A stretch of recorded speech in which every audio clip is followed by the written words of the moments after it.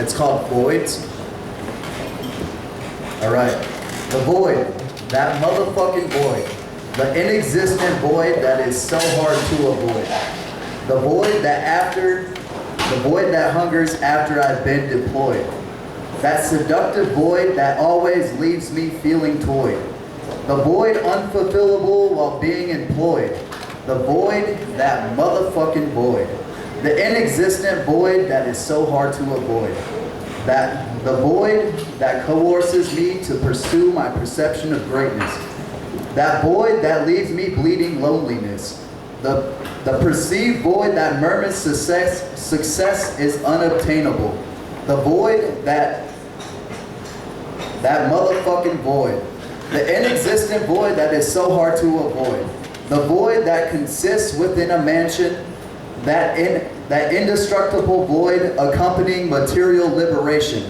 That arbitrary void debating monetary or intellectual fortune.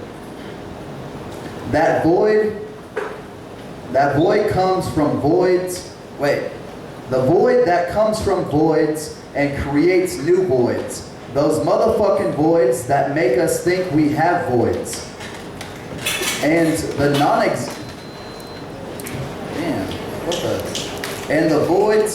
non-existent voids that separate old from new.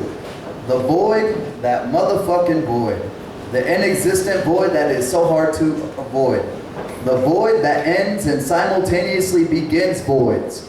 The void that stalks the future from the past to create voids. Those motherfucking voids that are unfillable.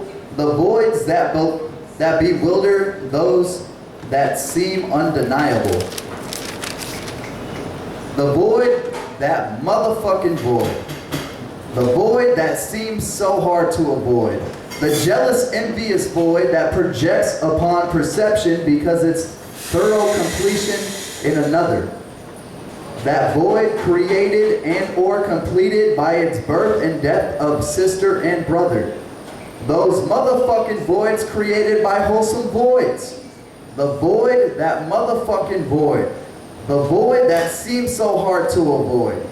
The void of fear of existence within non-existence and non-existence.